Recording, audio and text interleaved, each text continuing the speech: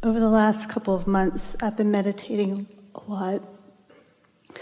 And I've been getting these signs about the things that I want, or one specific thing that I want. And I find myself not trusting those signs. Stop that. So what you're saying is that you've got some habits of thought, some disbelief about something, but then you're managing to quiet your mind and you're able to suspend the disbelief. And then when the impulse comes, or the sign, or the awareness of it, as soon as you get focused upon it, the disbelief comes back up again. Well, just keep going, and after a while that disbelief will not come back up. But here's the thing that we really want you to hear, all of you to hear.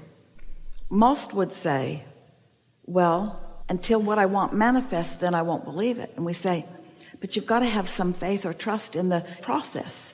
And so we're asking you not to feel certainty about it, and not to need it to manifest, because that's what gooses up the distrust. Because reality is confirming that you shouldn't believe it because it hasn't happened.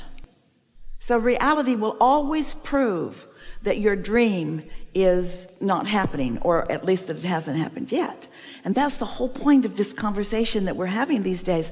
We're asking you not to look for trust or belief, because that might be over here closer to the manifestation. We're just asking you to feel satisfied in the thought. So when you see the sign, it could be really satisfying to you. You see what we're getting at? The thought just feels good. So if you're looking for satisfaction of the thought, not power to create it right now in my experience right now.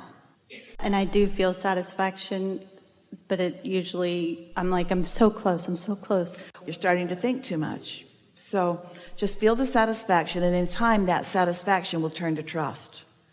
If it feels like mistrust rather than satisfaction, it can't turn to trust. Did you hear that? So if you find satisfaction can turn to more satisfaction, more and more, and then it can turn to trust, and then it can come to belief, and then it can turn to knowing, and then it turns to reality.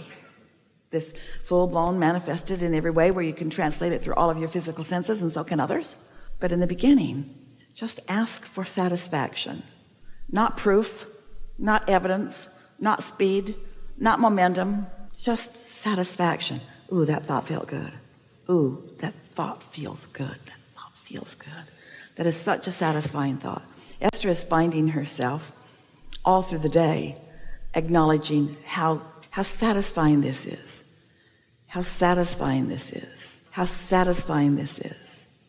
She spent almost a whole day in the airport last week, on Monday, in one airport or another, and had more lovely encounters with more lovely experiences than usually a week or two or three or four will yield her, because she just kept finding a reason to feel satisfied, which would just bring something else and something else and something else and something else.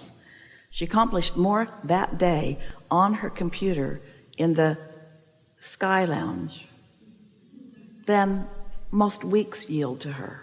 Doesn't matter where you are, doesn't matter what's happening, when you get in that satisfaction mode.